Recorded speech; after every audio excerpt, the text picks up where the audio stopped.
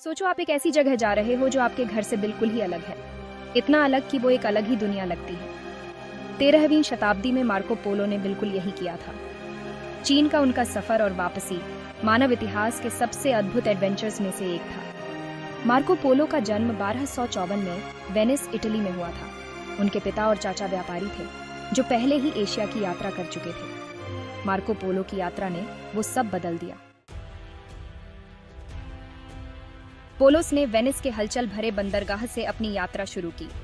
उनका जहाज व्यापार के लिए सामानों से लदा हुआ था, बढ़िया कांच, आभूषण और यूरोप के अन्य कीमती सामान।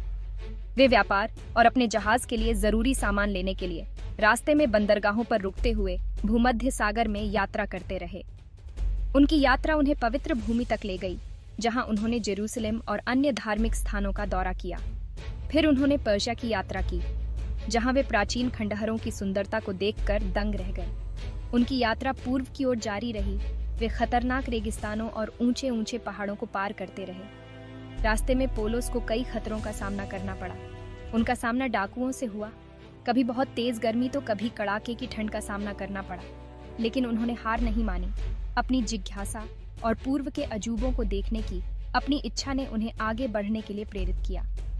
3.5 साल की कठिन यात्रा के बाद वे अंततः अपने गंतव्य मंगोल साम्राज्य की ग्रीष्मकालीन राजधानी पहुंचे।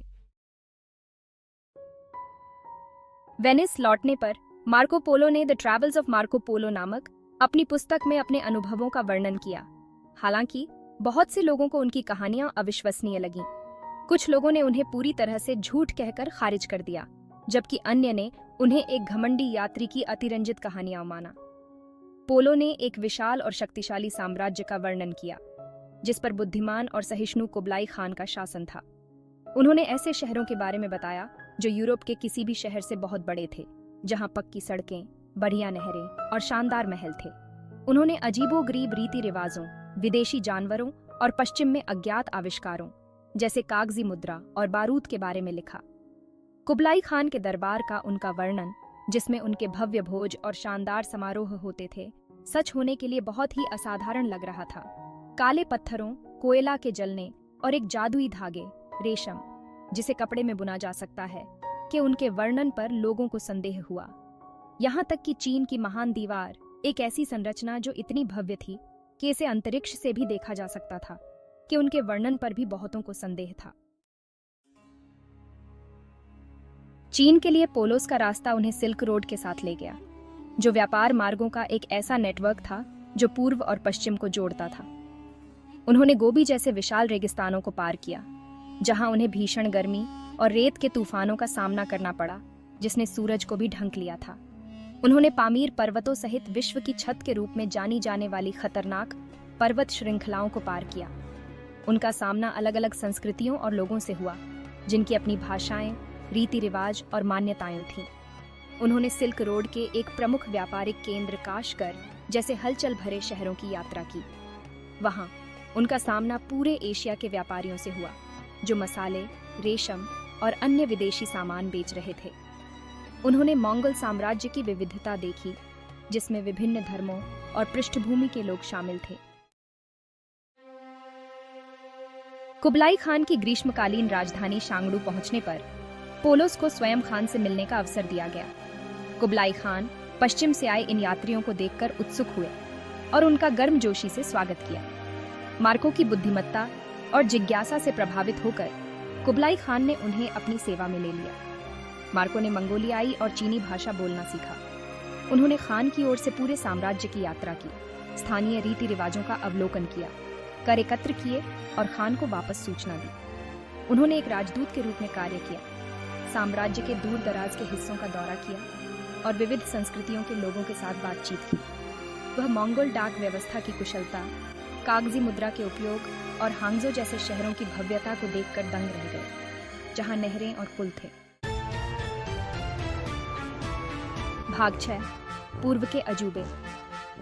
मार्को पोलो की यात्राओं ने उन्हें चीनी सभ्यता के अजूबों से रूबरू कराया। वह ग्रैंड कैनाल को देखकर दंग रह गए, जो एक विशाल जलमार्ग था जो साम्राज्य के उत्तर और दक्षिण को जोड़ता था। वह छपाई की चीनी प्रणाली से प्रभावित थे, जो उस समय यूरोप की किसी भी चीज से कहीं अधिक उन्नत थी। उन्होंने हीटिंग के लिए कोयले के उपयोग का वर्णन किया, जो एक ऐसा ईंधन था जिसके बारे में यूरोप में कोई नहीं जानता था। उन्होंने चीनी मिट्टी के बर्तनों की सुंदरता और रेशम बुनाई की कला को करीब से देखा। उन्होंने चीनी संस्कृति में चाय के महत्व को देखा। उन्होंने आतिशबाजी में बारूद के इस्तेमाल के बारे में जाना, एक ऐसी अनोखी चीज जो आगे चलकर यूरोप में सैन्य उपयोग में लाई जाएगी। उन्होंने चीनी संस्कृति में चॉपस्टिक के उपयोग, विस्तृत चाय समारोहों और पूर्वजों की पूजा के महत्व का दस्तावेजीकरण किया। भाग 7, वेनिस वापसी। चीन में 24 साल बिताने के बाद पोलोस को आखिरकार कुबलाई खान से घर लौटने की अनुमति मिल गई। वे कहानियों और अनुभवों का खजाना अपने साथ लेकर क्वांजो बंदरगाह से रवाना हुए। वेनिस वापस उनकी यात्रा खतरे से भरी थी। उनके जहाज को समुद्र में तूफानों का सामना करना पड़ा और समुद्री लुटेरों से भी खतरा था। वे अंततः 1295 में वेनिस वापस आ गए। वे इतने लंबे समय के बाद वापस आए थे कि उनके परिवार और दोस्त उन्हें पहचान भी नहीं पाए। वे वेनिस लौट कर आए तो देखा कि उनका शहर इटली के ही एक और शहर जेनुआ के साथ युद्ध कर रहा है। मार्को पोलो, जो अब एक अनुभवी यात्री और कुशल योद्धा थे, वेनिशियन नौसेना में शामिल हो गए। वह एक नौसैनिक युद्ध के दौरान पकड़े गए और जेनुआ में कैद कर दिए गए। भाग 8, एक किताब जिसने दुनिया बदल दी। जेनुआ में कैद के दौरान मार्को पोलो की मुलाकात रस्टिचेलो दा पिज़ा से हुई, जो उनके साथी कैदी और रोमांस के लेखक थे। रस्टिचेलो पोलो के पूर्व के कारनामों से बहुत प्रभावित हुए। उन्होंने मिलकर पोलो की यात्रा के बारे में एक किताब पर काम किया, जो पोलो के संस्मरणों और नोट्स पर आधारित थी। यह पुस्तक, जिसका शीर्षक मूल रूप से इल मिलियोने डी मिलियन था, the travels of Marco Polo के नाम से मशहूर हुई। यह बहुत ही प्रसिद्ध रही और विभिन्न भाषाओं में पूरे यूरोप में फैल गई। इस पुस्तक ने यूरोपियन लोगों को पूर्व की भूगोल, संस्कृतियों और धन की पहली विस्तृत झलक प्रदान की। इसने एशिया के साथ व्यापार में यूरोपियन रुचि को बढ़ावा दिया और भविष्य के खोजकर्ताओं को प्रेरित किया। भाग 9, मार्को पोलो की अमिट विरासत। मार्को पोलो की यात्रा और उनकी पुस्तक का यूरोप पर गहरा प्रभाव पड़ा।